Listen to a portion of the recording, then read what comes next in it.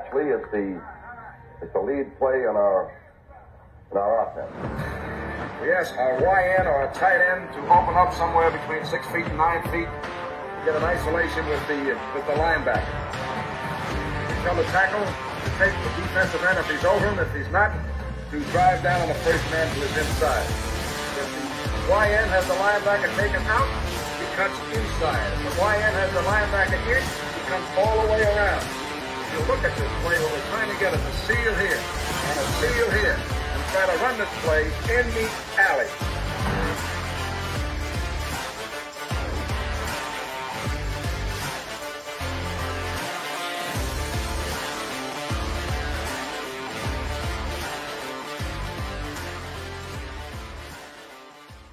What's up, guys? Welcome into Packers Total Access. My name is Clayton. You can check us out on packernet.com. You can find me on Twitter at Packers_access. You can email me, PackersTotalAccess@gmail.com. Text us 865-658-5824. I already made a mistake of peeking in the chat there and got a little tickled there. Tim, how you doing this evening? Doing good, man. Happy to be here. I know I see it right now too. Cracks me already. I love it. We're ready to roll. Yeah, they're already lit. We got United Bates in here. Peter Stone. Let's see, SDN40 in the house. Doug up in here. It just cracks me up. SDN40 says, just here for the free beer and the mock drafts. There you go. We show up for the free beer. We stay for the mock drafts, right? That's the rule of thumb. So, yeah, there you go.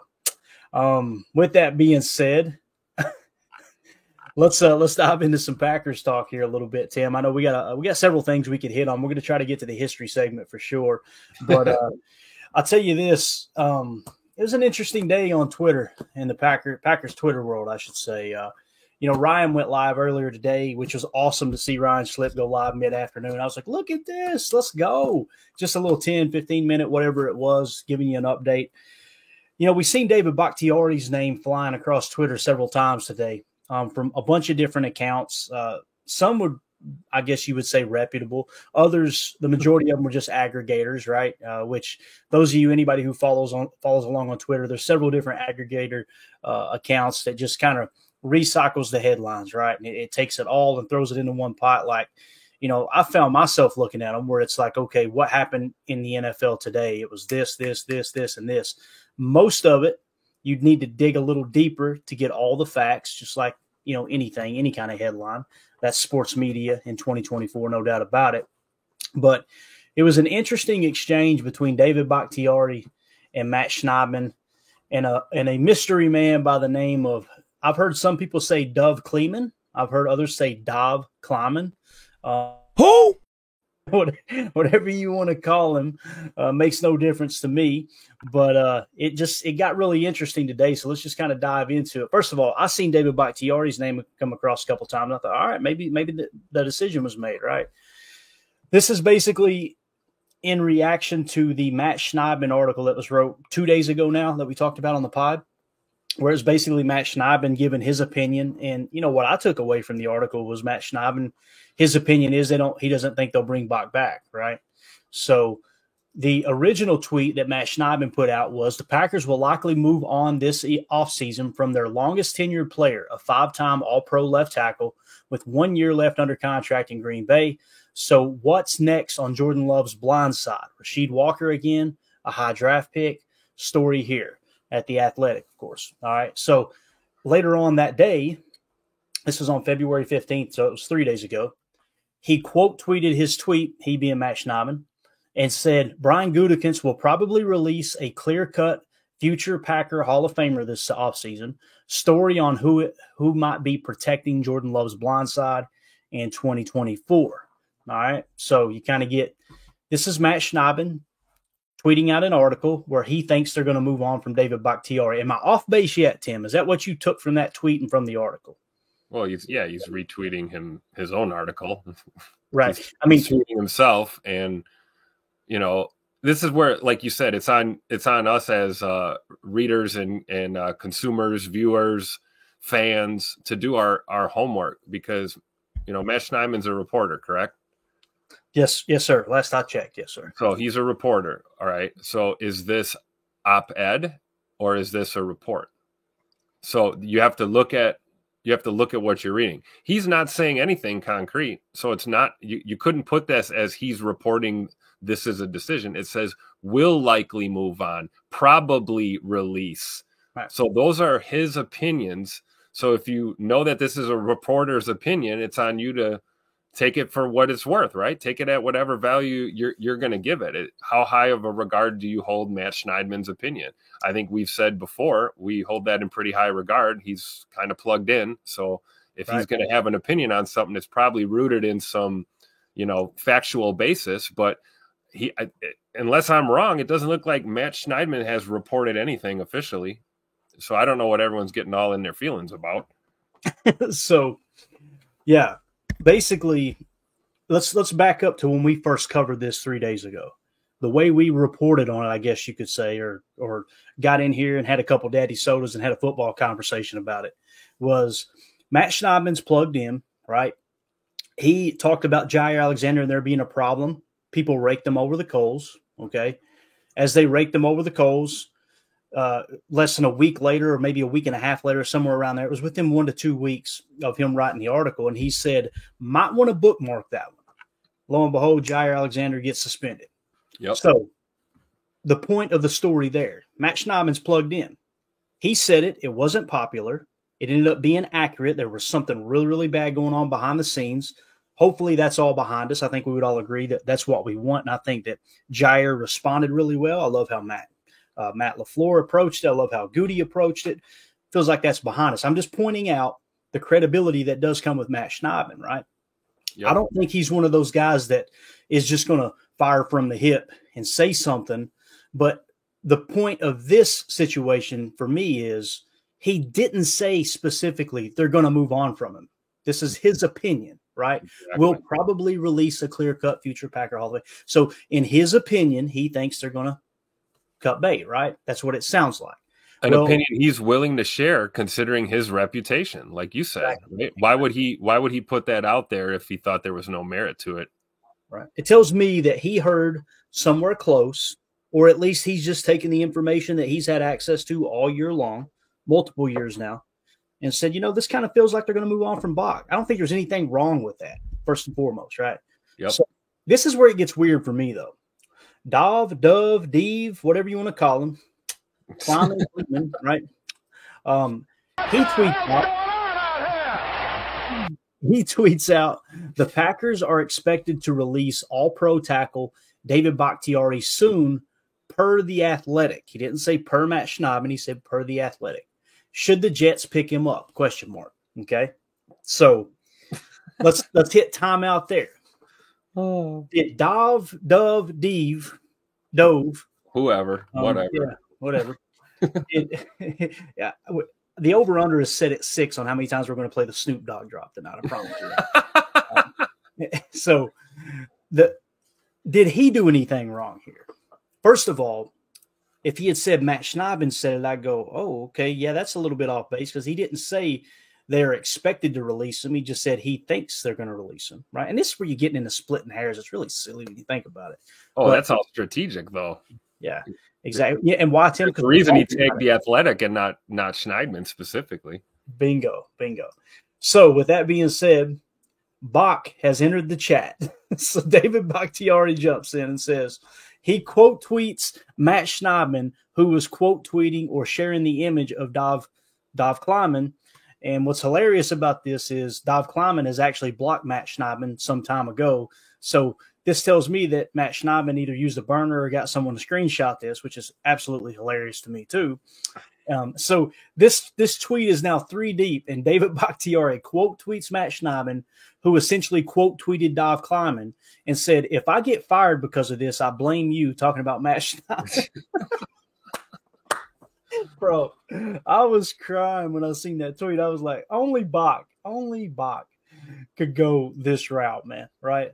And, I'll tell you this, it kind of gave me a little bit more hope that Bach may return, because for him, like, the whole approach, if I get fired because of this, I'm blaming you. Yeah, he's just laughing it off, really. I love it, dude. Absolutely love it. I bet you Bach's reaction was, who? So what do you think about Bach's reaction, Tim? Oh, I love it.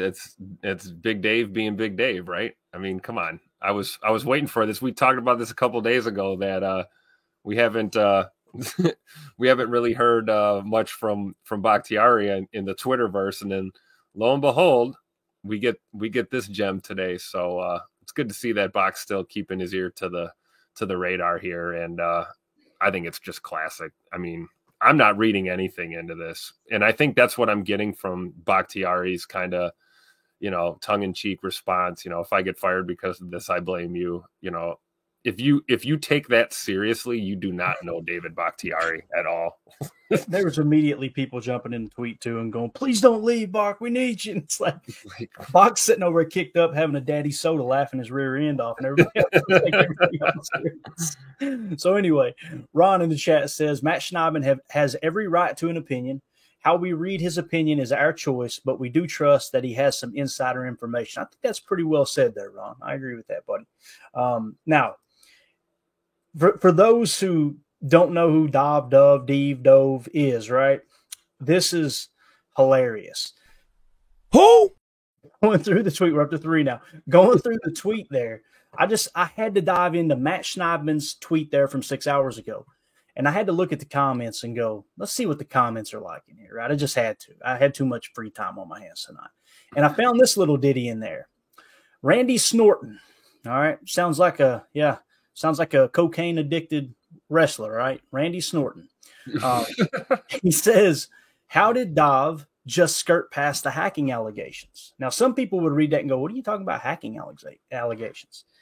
Yes, ladies and gentlemen, there were allegations that Dove had hacked another podcast's Twitter handle. All right. So I remember, talking about this with other Packer fans at the time and just kind of, having a brief conversation about it. I've actually got the video here. I'm going to play this video, and I want to warn everyone. Warning, warning, warning. If you got kids in the room, get them out of the room, put your earbuds in. If they're in the car, change the podcast. You're going to hear some colorful language with this video. It's about 8 minutes long. And this is from a Twitter account. I think they're called The Game Day NFL. Okay, and they got like 30-some thousand followers. And essentially they're out there on Twitter tweeting out content and stuff, obviously around the NFL. So their Twitter account got hacked. And there was a bunch of like borderline racist, race baiting type stuff that was going on in their Twitter account. And they kept apologizing, going, guys, we don't know how this keeps happening. Somebody keeps hacking our account. We can't figure out who it is, right? This video shows you they found out who it was. Now, again, please, please, please, there's language here. There's nothing I can do about it. We don't have a beep button. All right. So just be prepared. And the YouTube video will be marked inappropriate for children. All right. So if you got kids, final warning, and you don't want to hear some bad words here, it's coming. All right. Here we go. The biggest fucking loser on the planet. Something we finally need to tell our fans about and the people who follow the Game Day NFL. It's big news. This is big news. For a while there, the Game Day NFL was replying to a bunch of big name accounts on Twitter, JPA Football, ML Football, a lot of reporters and accounts that like to give news. The people listening at home, the Caps Off podcast is brought to you by the Game Day, and we are some of the people that are active on that Game Day NFL account, and it made us look really bad. The Game Day NFL was replying to all these people with like really heinous shit. That was actually fucked up. Like attacking. They were calling like people racist. Saying that like you're a loser, you just like sit at home and just post stuff for clicks. For a while this was happening and we had no idea who this was. It was happening for a minute, and there would be nights where there would be like 100 tweets from the Game Day NFL account that was all from this person who had like hacked the account. And the bad part is that at first it was directed towards JPA Football, which is a cool account. But we've spoken to JPA. We know he's a cool guy. Like, we have no beef with him. And then he started attacking guys like Jordan Schultz, who's been on the pod many times. Yeah, we're very friendly with him. So it was bad. It happened like a year ago where our account attacked like ML Football, and then it stopped, and then it started happening again like a few months ago. Not to mention, after this started happening, we conducted like an internal investigation with our team because we're like, yo, somebody is just mad at these accounts. It's within our team. We changed the password like 6 different times. Limited access between like only like us and then this other guy, Steph, who managed the account at the time. That was it. So we knew who had the accounts. We changed them like a million times, yet this thing was still happening. So maybe someone's thinking it's a third-party account. Someone's using a third-party account. You go on settings on Twitter and you can see the other platforms that have access to your account. So we disabled everything, right? So like literally nothing could have access to our account. So leads me to the night. The Cowboys are playing the Seahawks on Thursday Night Football. I'm tuned in. Obviously my team's playing. Then I get a message from somebody who's like, hey, hey, I just got attacked by the Game Day NFL account, and I know that you guys work over there. You know what's going on? It doesn't seem like it's you guys. It seems like someone like has hacked your account. Like it's not the way that we usually tweet or talk. He's like, I have a feeling I know who it is. And I was like, whoa. That's interesting because we've been trying to figure this out for a while. We've done an internal investigation. We just gave up. We just kind of gave up. We're like, we're just going to have to delete the tweets after they happened. But keep in mind, like, somebody's nice. There were like 150 tweets. It was impossible to delete everything. And it was copy and paste every time. It was as if someone was just sitting from behind and just copy, paste, copy, paste, copy, paste. Attack, attack, attack. We have so many receipts, too. Jordan Schultz is sick and wants free engagement, so he plays down because he wants free money from Elon. He should be unfollowed. Oh, my God. We would never say that to Jordan. Look how much irrelevant stuff he posts and all the true or false. He seems desperate. That's also to Jordan. We've worked with Jordan. Like, this is coming from the Game Day NFL account, which has tens of thousands of followers, but this stuff just isn't on brand, obviously. And it just looks really bad, obviously, to the industry, who a lot of people are following. He's just a walking L who is desperate for views. To JPA football. You get the point. There's been a lot of childish tweets that have been sent out from the Game Day NFL towards other aggregators. Okay, continue. Thursday Night Football. So Thursday Night Football. So I get a text and they say, I think I know who it is. Call me if you can. So I call this person and they say, yeah, I've been following this happening for the past couple weeks. I saw that this doesn't line up with you guys. I know you guys. I know the people at the Game Day and the accounts that you guys have, and like it just doesn't line up. And so because I've been following, I have an idea of who it is. And then he goes and he says, it's Dov Kleiman. Whoa! Who? At that point, we didn't have it confirmed. So, but this is the biggest lead that we got so far. It's like somebody coming out and saying it. I'm eager to hear what's going on. So then he really dives into the story, and he says that Dov, about a year before this, had been caught. There was actually an article written on how Dov was using burner accounts to attack other aggregators. And then, they did an investigation. They traced the IP addresses all back to Dov. So they found... with Dov, they published a story and everything, and the language that was used in these burner accounts is the same exact language that our tweets were consisting of, right? It was literally like what you mentioned, these tweets that we had on the Game Day NFL account were copy and pasted a million times. Same copy and paste tweets from these burner accounts that were traced to Dov previously. So fucking pathetic. What the fuck? He's like, so I'm pretty sure it's him. You need to find a way to confirm that he has access to your account. Do you have any way he might have access to your account? I was like, dude, like we removed all third-party apps and everything like that. He was like, it looks like it could be through TweetDeck, which, by the way, does not exist anymore. When Twitter moved to X, they got rid of TweetDeck. But there's like a third-party Google Chrome extension. It's not an official Google Chrome extension that you can get from Google Chrome itself. You have to like code it into your system. So he's like, I've seen Dov Kleiman tweet screenshots of TweetDeck, what looks to be TweetDeck. It looks exactly like what TweetDeck used to be and what this extension supposedly is. And since it doesn't exist, it looks like he has this extension. So the only way to find out would be to code this extension in yourself and see if he's somehow connected to it. I was like, you know what? Fuck it, man. I got nothing to lose.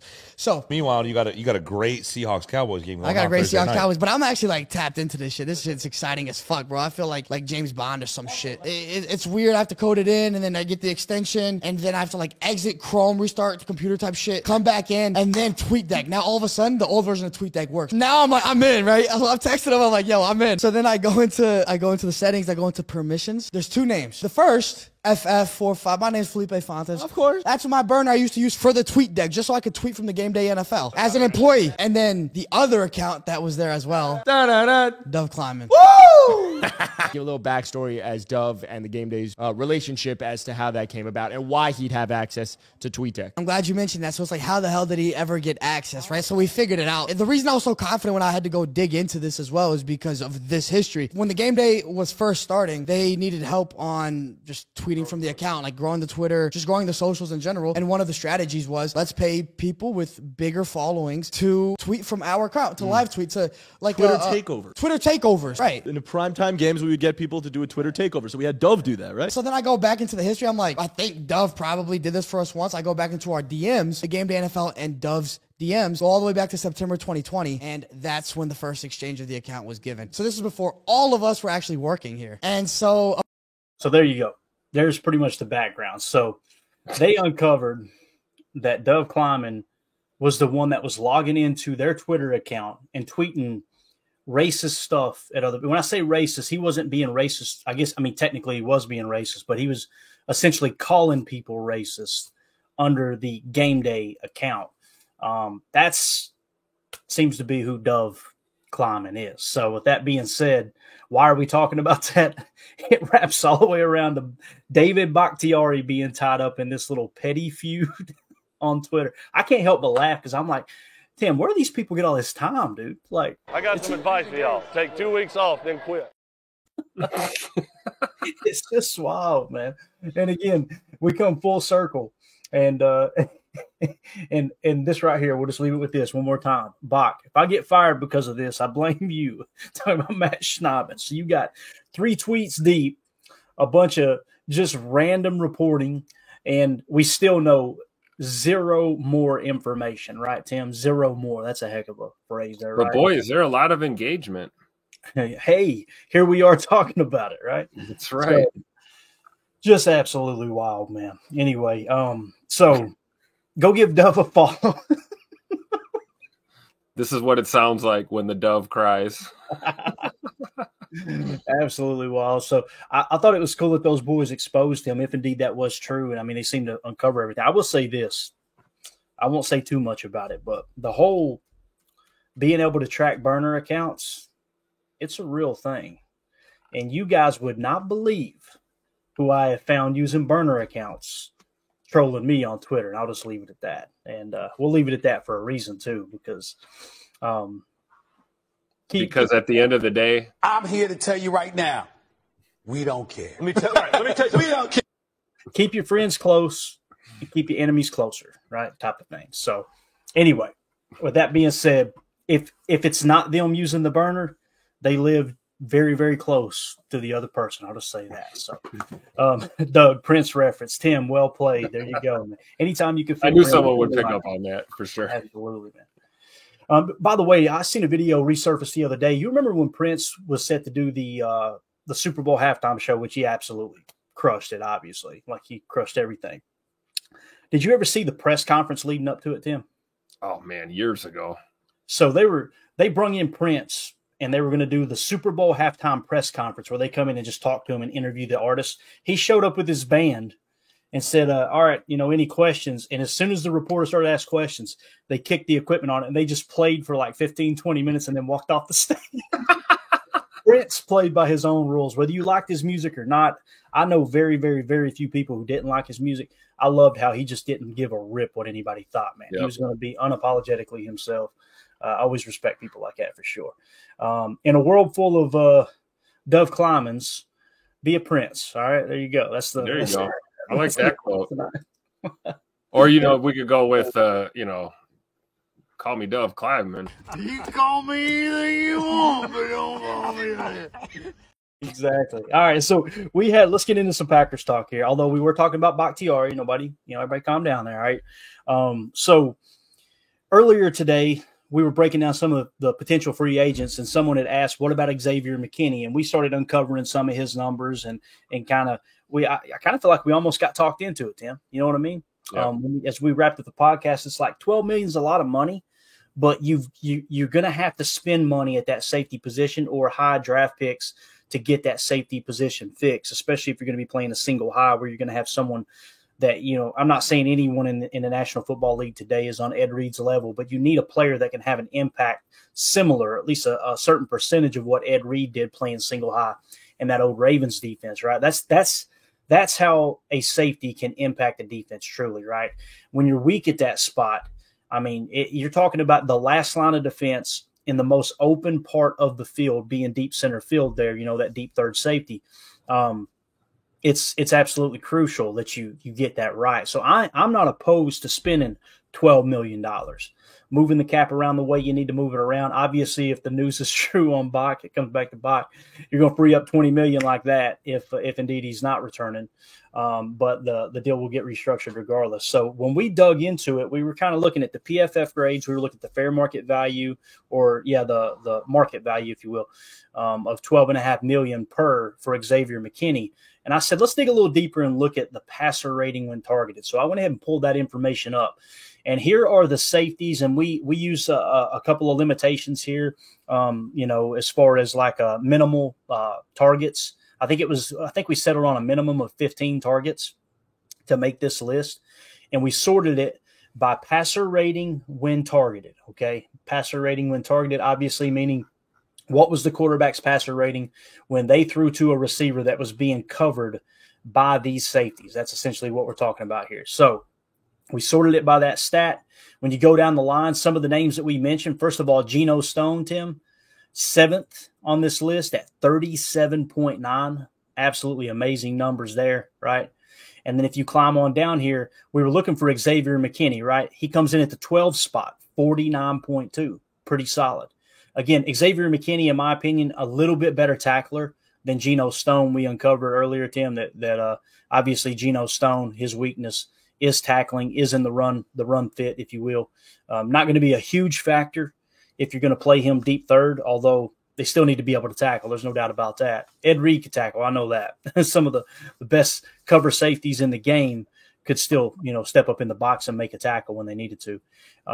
But what's really cool here, you've got Rudy Ford 13th. And as we wrapped up the show, someone said, what about Rudy? Bring back Rudy, right? Tim, Rudy, man, he was solid, dude. You seen the PFF grade, the coverage grade and everything. What was it? I can't remember the exact statistic that PFF put out. They had a screen grab for it. And graded out. At one point, he had the highest cover grade amongst safeties in the entire league. His passer rating when targeted, 49.9. So essentially, when you break it, less snaps than McKinney also, and he's right there. Yeah, there you go, man. So it's just interesting, right, to kind of look at that. You've got 3 of those potential players. Now, you're probably going, where's Savage on this list? He is way in the basement, okay? We'll just leave it at that. But if you were to break it down here and look at it, Geno Stone, like I said, we had him at $6.5 million per, or you can go Xavier McKinney, $12.5 per, or Rudy Ford, where his market value is somewhere between $3 and $4 million, I think, the last time we checked. So, it's funny. I went in and went, Xavier McKinney's numbers are good there, passer rating when targeted. But then I kind of stepped back and go, man, Geno Stone was significantly better. Rudy Ford right there with Xavier McKinney. Kind of feeling like, all right, Rudy Ford, let's bring him back. We keep going full circle here, Tim. What do you think about this, though, man? As far as the money, I mean, you could basically get, if the market value is correct, and in the past, Spotrac has really done really, really well at predicting that, like we've talked about, you could get Geno Stone at 6.5, and you could get Rudy Ford at roughly $3 million. That's 9.5. You're still saving, 13 or what would it be there? $3 million, $3 to $4 million on not signing Xavier McKinney. What do you think about how these numbers shake out here, man? I mean, I think I like Geno Stone more than McKinney, for sure. Yeah, but not as much as I like the idea of, trying to keep Darnell Savage and go to the draft and see what we can do. I mean, it's tough, man. It's tough. And I will tell you this, the $20 million that could be potentially freed up from the Bakhtiari deal is going to disappear very quickly. And as it should be, you don't free up that kind of money to just let it sit and not go after these guys. You got to get better. I see you pop that one up. I was thinking the same thing. Go ahead, I'm with Doug here, telling you boys, keep Sav, better deal than drafting or bringing someone in. So I'm like halfway there with you, Doug. I'm saying let's do both. I'm saying let's keep Sav, better deal, and let's go to the draft, and let's look at, can we get someone on the bottom end, maybe a free agency, or do we look at, the free agents we have hanging around here? Do we look at keeping a J.O.? Do we look at keeping Rudy Ford, Savage? Then you've got Ant Johnson Jr. And do we have, Tyler Nubin in the fold after the draft? You know what I mean? I kind of like that approach as opposed to let's cut back, free up the cap, and go spend it on free agents right away. You know what I mean? That's just kind of my approach. And another one too, Alohi Gilman. People are looking at this list and going, where's Alohi Gilman at? He actually ranked 14th with a passer rating when targeted at 60.3. Okay, Darnell Savage was at 109.4. He was 73rd. And here's the thing too. Where did Savage play in this defense last year? Many people still don't understand that the Packers, they played the majority of the time single high. They didn't play too high shell like most Fangio defenses do, right? They played that single high that we talked about. Savage wasn't the safety playing single high, right? He was when he was healthy, he was the one rotating in the box. Think about the pick six, right? Think about the pick six against Dallas. Think about the dropped interception against the 49ers. He was the guy most of the time rotating into the box. And I mention that because when Rudy Ford is healthy, not that he was during that time, because obviously Rudy Ford only had 328 coverage snaps this year, significantly less than the other guys we're talking about. When Rudy Ford's in the lineup and they're playing single high, he's the deep middle safety. So this whole idea that, hey, Savage is going to be that deep safety, it could be the case, but that's not what they've seen in him, not where they have been playing him. And they've already been playing single high. They haven't been playing too high. So just something to kind of keep our eye on there. But as far as Alohi Gilman, like I said, significantly lower passer rating when targeted, but obviously better against the run with that higher PFF grade. I'm saying go the cheaper route. If I was the GM, if I was the general manager, and hey, all right, Clayton, you got to make the decision here. What I would do is I would go get Alohi Gilman at $2.7 million. I would get Geno Stone at $6.5 million. I would not bring Savage back. I would bring those two safeties back, and then I would try to draft two safeties as well, at least one, possibly two. If you can get both Nubin, and now think of that safety room, especially if you're going to go to a hybrid 3-safety approach from time to time in those early 11 or early 10 personnels that you may face in the NFL, right? So that's kind of how I'm seeing it. I can understand the argument for Savage. I get it. He finished kind of strong there at the end of the year, still graded out, overall in the 60s or whatever it was that he finished the season, but definitely rebounded from the year before. And you've also got to keep in mind that when he played under Mike Pettin, that's when his grades were a lot better. He had his best career year there under Mike Pettin, although this defense isn't necessarily going to be Mike Pettin's defense. It's going to be more along the lines of a Robert Saleh, a D'Amico Ryans, maybe even a little Steve Wilkes, although it's obvious that Kyle Shanahan didn't like the way Steve Wilkes was calling the game because he fired him after making it to the Super Bowl. So I think we're all saying the same thing, though, in a sense. Like, we kind of have our own opinions on the specific players or pieces, but I think we're all in agreement that we want to be frugal with our money. Right. And we want to load that safety room up with as much talent as we can and let training camp, preseason, let the chips fall where they may, and let's find out who that single high dude's going to be. And the best way to do that is to put a lot of talent in that room and let it sort itself out on the field and with the staff, figuring out who they want in the scheme, rather than being in a position where you feel like you do have to throw a ton of money at one person and feel like they're going to just come in and fill that role. That role may define itself as we go through training camp and, the preseason process. Yeah, for sure, man. Going to go to the chat real quick here and see what we've got. First of all, earlier, Doug said, I must have missed a free beer. There you go.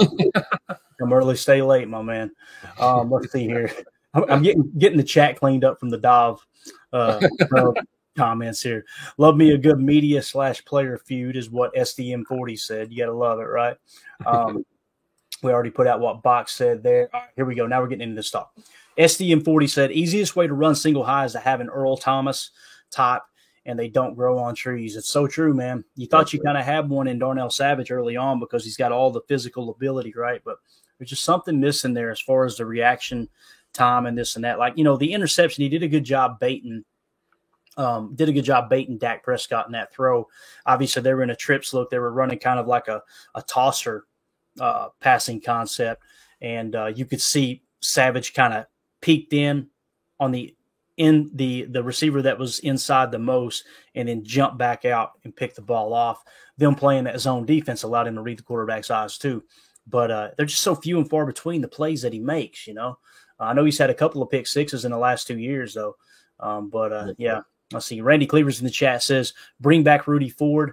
I would be okay with that for sure. Although there is someone else who mentions in the chat, I think it's Peter Stone. This is a great point here by Peter Stone. He said, Xavier, 24 years old. How old are Ford and Geno? Geno's fairly young. I can't remember his exact age. Do you remember what that was, Tim? Wasn't it like 26? 26. And I think Rudy's 28. Yeah, Rudy's definitely 28. He's going to be 29 this coming football season. So, if you bring back Rudy, it's going to be a 1 year, somewhat of a minimal deal, right? That type of thing. Going to be interesting, though, to see how this all unfolds. And, again, we should start getting some information coming down the pike here at least by Monday evening. because you're going to creep up on that deadline for like contracts like Keyshawn Nixon. And obviously you're getting into that period where the transition and the franchise tags are going to be applied, all that good stuff. I'm pretty sure that starts Monday. We've covered so many dates, it's hard for me to keep up. Let me just double check here real quick. Yeah, February 20th, beginning this date through 4 p.m. New York time on March 5th. Clubs may designate franchise or transition players. So that'll start rolling in on Monday. We'll get to see, they got until March 5th to obviously finalize it, but I kind of feel like if they're going to franchise tag Antoine Winfield down there in Tampa Bay, it'll probably happen pretty soon, I would imagine. So look for that information to come down the pike too. Let's see here what else we got. Peter Stone said, in my opinion, that would be Malik Mustafa in the draft, SDM40. So he's big on Malik Mustafa. That's another name that I feel like Jake's talked about a lot for sure. Yep. Doug in the chat says, I'm a stand for Savage and Dillon. I could see Dillon being a hybrid fullback slash tight end here. He's a Packer. You can't say that about 90% of the guys we got here. I don't know if I could see him at tight end, to be honest with you. I could see him playing a little fullback, but it's just – we're kind of phasing that fullback out of this offense, right? It seems like we're going with more of the 12 in line, the 12 nasty bunch, all that type of stuff. Is kind of the approach that Matt's taking here. I don't think you're seeing any of that San Francisco type stuff. It could change. We'll see. Randy Cleaver says we are already bringing Savage back. You sure about that? Nothing official, but it does kind of feel like we talked about, some of the stuff that's been mentioned and everything. It does kind of feel like they're leaning toward bringing Savage back. We know what the front office thinks about it, man. They're big on him. There's no doubt about that. Yep. Peter Stone, thank you, Clayton and Tim, for the information on Xavier. You're very welcome, buddy. Thank you for bringing it up earlier, man. It kind of got our gears turning a little bit. Again, I'd be okay with any of those scenarios, Tim. I really would, man. Yep. So got to get it straightened out one way or another, though, no doubt about that. Tim, is there anything else you want to hit on before we do our little history segment here, man? No, I'm good. You don't have anything else to say about Dove? Anything there? I'm giggling because Tim hates this stuff. Tim, am I? Who? You hate this type of talk, don't you? I just, let's just be real. Twitter's high school, and I'm a little old for high school, and I feel like a lot of it is exactly, you're going to get it when you're on there, but there's so much good information out there. I just feel like a lot of times this stuff just kind of it's distracting from when you're trying to find real info. I'm not a big fan of the, the gossip and the clickbaity. I'm doing stuff. I'm being controversial for engagement kind of stuff. I try to steer away from that. And like I said, it's interesting. I'll say that because somewhere in here, we're going to get actual reporting about about what's going on. Right. It's probably going to be buried to it. Right. And it's like, you'd love to say, when we see it on the Packers site or we hear it officially from the team, then we know it's news. But it's like, that's kind of naive because we know that we'll hear, days before we'll see it on an official website. That's just how stories break, and it's kind of comes with the territory. So it really is. It's up to us as the people consuming this content to really look at what we're looking at and find out, what's opinion and what's fact. It's okay for people to have opinion, and it's okay for you to value other people's opinions higher than other people's. That's totally fine. But I try to stay away from the, the clickbaity kind of stuff. And I understand what aggregates are trying to do. They're trying to make it easier on the average person to get information. But the problem is when you do that, there's no context. You're just getting hammered with this stuff constantly. So, I'm not a big fan of the Doves and the Dobbs or whoever. I don't know. Who? Exactly. Do we get 6? Is that 6 now? Do we hit the over? I think we did hit the over. So congratulations, whoever put that bet in at BetUS, by the way, which are the official sports book of Packers Total Access Live. Appreciate them jumping on board with us. If you guys are going to put any action on basketball this offseason, baseball will be around the corner as well. I enjoy a lot of live betting. That's the stuff that I really get into. Sit down and catch a little glimpse of the game and get into a little live betting. I have a lot of fun with that. But if you guys decide to do that, click on the link in the description of this video. That will send you directly to BetUS. And by using that link, it lets them know that we sent you to them. You can register for free on their website. You don't have to spend a dime. And it also lets them know, hey, Packers Total Access Live sent this potential customer to us. So that helps us out in that regard. And if you want to put some action on the game, just remember, always gamble responsibly. Don't bet a single dime that you can't afford to lose. That's always my rule of thumb. That's BetUS, the official sports book of Packers Total Access Live, America's favorite sports book, now celebrating their 30th year in business. We appreciate them. So, Tim, let's do this, man. One thing that we do like to cover on this pod is Packers history, especially in the offseason. We got a really good one keyed up here. Obviously, we just finished episode 1 of the Packers Legacy documentary that you can find for free on their YouTube channel. Make sure you go give it a like, share it on Twitter, get this video, this whole video series out to other Packer fans who haven't seen it, because it's an absolute gem. So we're going to pick up now, starting with the 1930s. And we're going to get into some really good stuff here. I took a few notes. We kind of wrapped up there with the 1929 championship. In this episode, they're going to be building off of 1929. What I love about this episode here, Tim, it really ties in the unique bond that Green Bay and the Packers and the people of Green Bay have with something called booze. All right. And it's just a lot of fun watching this episode, man. You guys know, anybody who's been to Green Bay, Wisconsin, they know how to brew beer up there. They know how to keep beer stocked. I'll tell you that, man. One of the best beers to this day, probably my favorite beer, is New Glarus Spotted Cow. Oh my God, man. I absolutely love it. And I was told it was a cream ale. It just tasted like heaven to me. But you go to Wisconsin in the middle of winter, they know how to eat and they know how to drink. And it's been going on for a very, very, very long time. You'll hear a connection there on this, and talking about some prohibition raids and things like that. Johnny Blood, the respect he gained for the city of Green Bay and how they handle the prohibition raids. It's a lot of stuff, man.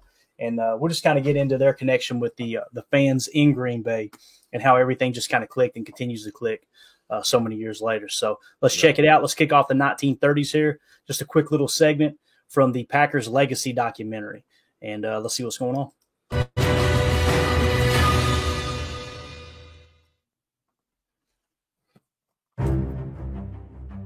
Franchises such as the Packers, which represent small communities and have had a rich history between the team, the players, the coaches, the administrators, and the community, that's priceless. This town may not be in New York City, it may not be Philadelphia or Chicago. These worldly cities, they may think they're better than Green Bay, Wisconsin, but when it comes to football, not so much. It cannot just be about bigness and size. It's got to be about merit, talent, innovation, change, and competition. And in many ways, that's what Green Bay represents. That strong link, that strong sense of identity, that this football team is part of this community. In Green Bay, people care about the Packers. How can you not love a small city team competing with the biggest cities throughout the country, and not only competing, but excelling? Valentine's Day, 1930. The Fox Theater opens in downtown Green Bay. More than 5,000 people stand in line, anxious to view scenes from the Packers' fall victory over the New York Giants, en route to their first NFL championship. Certainly their biggest game in the 1920s, one of their biggest games ever. 1929, what did they give up? 22 points the entire season? So you just didn't score on the Packers that year. There were enough folks back then who believed in them, who wanted them to survive. The Green Bay fans love their Packers. And, of course, a good time. Liquor flowed freely in Green Bay. Prohibition was practically non-existent here. It's always been a bibulous community, and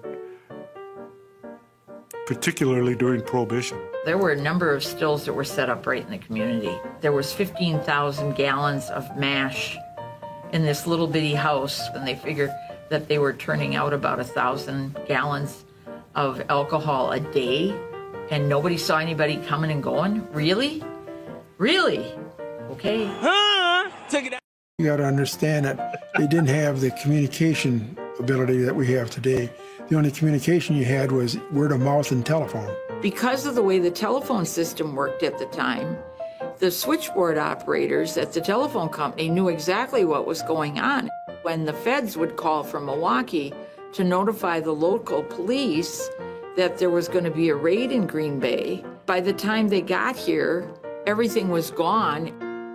Johnny Blood said he fell in love with this city shortly after he got here because there was a prohibition raid and they arrested all the barkeepers, but the federal prohibition agent is the one that ended up serving time and the bartenders all got off scot-free. One of the reasons why the mob didn't get a foothold into Green Bay was because Green Bay didn't need them. Who do you think you are? I am! Illegal liquor because it was here. With a snub to prohibition, visiting teams and their fans found entertainment at every corner. Football fans, when they came to town, there were speakeasies all over the place that they could go to and celebrate and drink all weekend. Green Bay also had a thriving red light district on the north side of town. A favorite, an establishment called the Silver Slipper. It was built in 1928 as a speakeasy. You went through a trapdoor that was the old kitchen, and you went down, and it was about a 6.5-foot clearance overhead. Then you went down 2 steps into the drinking room. It had 6 bedrooms upstairs. The girls entertained people up there. This has been party town since the beginning. It certainly hasn't hurt the Packers. Johnny Blood was playing for the Pottsville Maroons in Pennsylvania in the NFL. Curly Lambeau is highly enamored of Johnny's talents. He sent a note to Johnny following the 1928 season. He said, "Dear John, if you will join the Green Bay Packers for the 1929 NFL season, I will pay you $100 a game. If you do not drink after Wednesday night before each game, I'll pay you $110 a game." And Johnny wrote back and said, "I'll take the 100. That was one of the things about out-of-town teams coming to Green Bay, was that they knew they were going to be able to have a good time. Packers players are staples in the community. Almost all the players stayed at the Astor Hotel. The single players for sure. They only needed a place to stay for a couple months. They devour all-you-can-eat meals at the YWCA for the sum of 75 cents. Go to movies at the Orpheum and attend church on Sunday. Green Bay, it was a special place, a unique place, and you could always feel how special it was to be there for a game and how important football was to the community. There's a much more intimate relationship between the players and the townspeople, and that relationship consists of not only being in a bar with them, but seeing them in the grocery store, seeing them downtown, seeing them all over the place. People left them alone. They weren't all looking for autographs and things like that. I don't think you could find a better place in the world to live at. Play football. All the people in the city certainly knew you, observed you, would speak to you, except when the Bears would beat you, then we always walked down the alleys, and you might find somebody there to speak to you. The Packers got an awful lot of publicity, and Calhoun had something to do with that. He was not only the sports writer that was covering the team, but he was also serving as the PR man for the Packers. George Calhoun would entertain the visiting writers who came to Green Bay. It was almost like a salon the day before or 2 days before, whenever they got to town. Calhoun also takes the show on the road. And when he'd go to places like New York and Chicago, rather than go around and make the rounds of the newspaper offices, he'd invite all the sports writers to his hotel room. George would set up in a hotel room with a bathtub full of beer. And these reporters would come by, shoot the breeze with George, and learn about the Packers. It is crucial to the Packers' survival that they draw big in the NFL's biggest cities.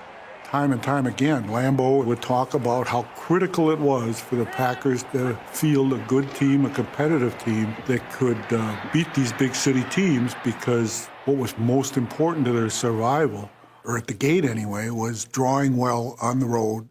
Even as a small city, Green Bay carries some luxuries. Opening as the largest hotel in Wisconsin, away teams are hosted at the Hotel Northland. The visiting teams at that time dressed at the Northland Hotel and then took city buses to City Stadium. All right, so there you go, man. One of my favorite scenes right there. One of my favorite segments, Tim. That's a pretty quick bus ride from the Northland over to City Stadium. Not too Absolutely. bad. And the Northland, I had the opportunity to go there when we were in Green Bay this past the season before last in December. We booked dinner reservations there, and I'm going to tell you something. It is unbelievable. It was the Hotel Northland for so long. It got closed down. It became Section 8 housing, like government housing.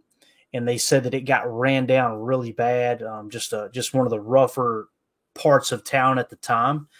So they closed it down, condemned it. An investment group bought the building, and they restored it into the Hotel Northland again. And they've got a restaurant in there called the Walnut Room.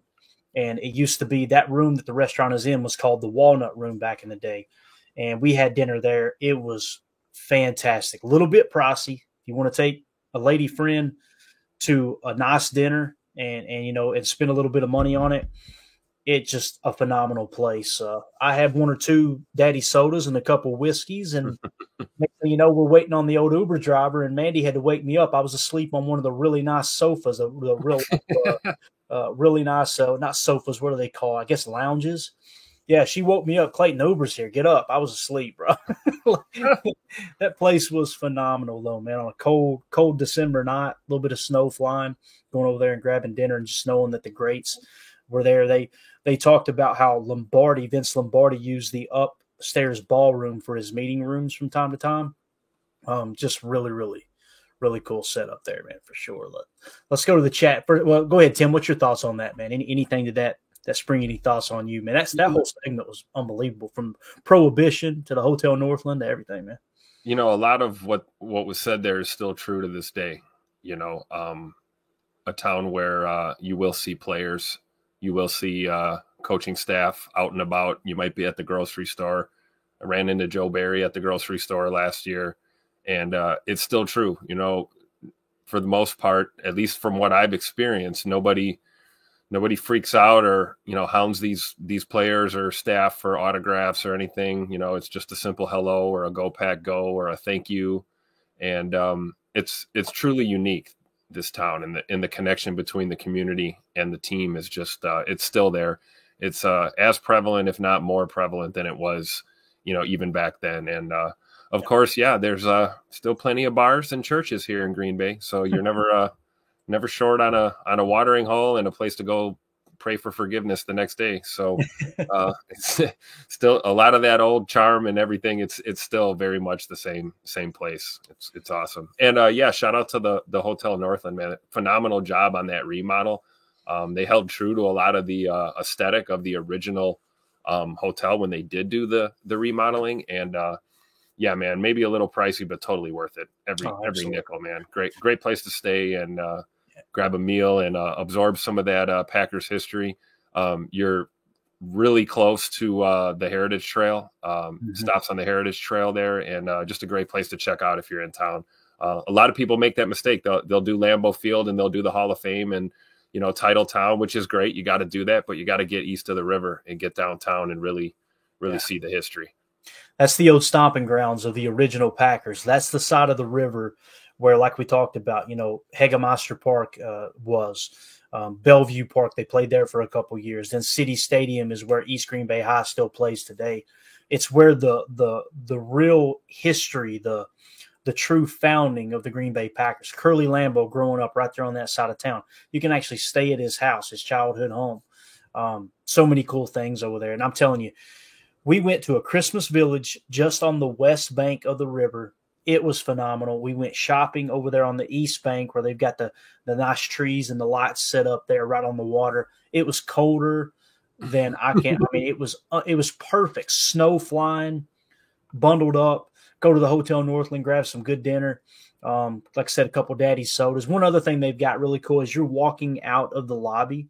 You got the handrail that goes down. At the top of the handrail, they've got a mock version of basically it's like a model version, if you will, of Vince Lombardi's fedora that he wore, right? Like his hat that he wore. Yeah. And it's like bronze or something there right at the bottom of the stage. It's really cool. They did a great job kind of paying respects to the history of the Green Bay Packers for sure. Let's go to the chat and we'll wrap this thing up. SDM40 says Wisconsin kids weren't allowed in drinking games on spring break. Not that I'm bragging. They know how to drink, man. There's no doubt about it.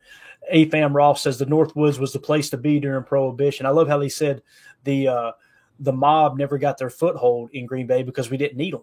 We didn't need them. Booze was already here. What about the house, Tim? Somebody I already deleted the comment. They said they were running over 10 to 15,000 thousands of gallons of booze out of that house in one day, a little small house. The feds show up and everything's gone. They're like, where's, and it was because the phone operators were getting word, hey, the feds are coming up, and they're letting the local police know, hey, we're coming up there to raid. So they would spread the word across town, get all the booze out of the house. They'd show up. And did you hear too? They made those arrests on the people that were making the illegal, alcohol.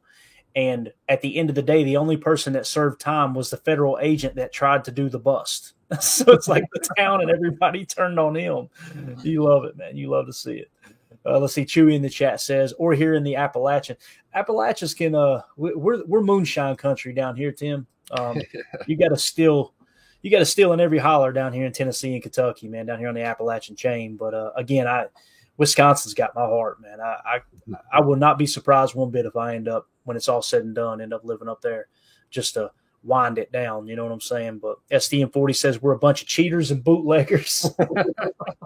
Jen Wright said this history story is amazing. So much more love and respect for the team I love. It is a phenomenal series, no doubt about it. You guys go share it. Go share it. Let's what I want the Packers to do, I want them, whoever's running their YouTube page, to look up and go, whoa, this documentary just took off. You know what I mean? Let's keep spreading the word, because I'm telling you, it should have millions of views. It should, with all the Packer fans across the world. When I stumbled onto it, I was mad. I was like, how come nobody told me about this documentary? This is right down my alley.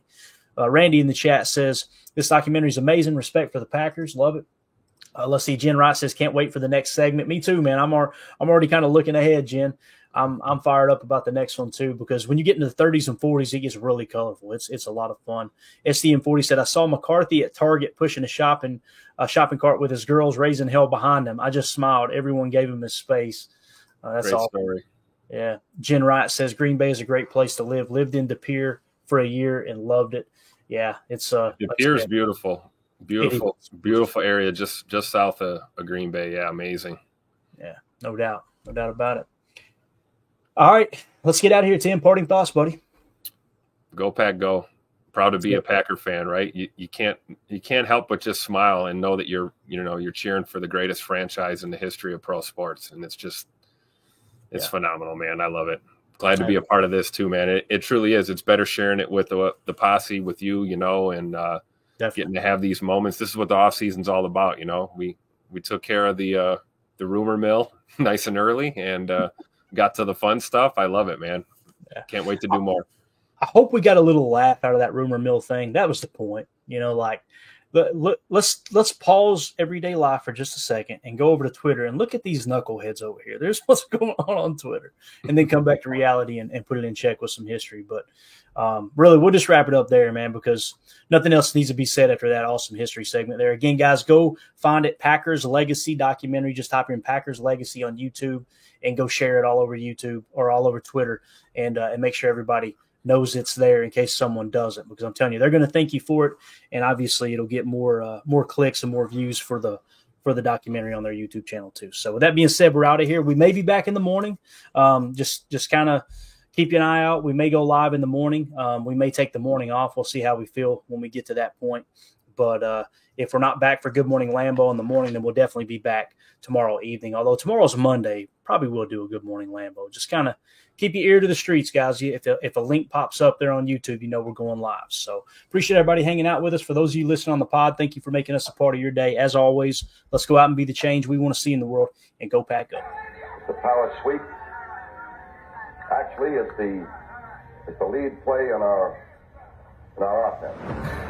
We ask our YN or a tight end to open up somewhere between 6 feet and 9 feet, get an isolation with the linebacker.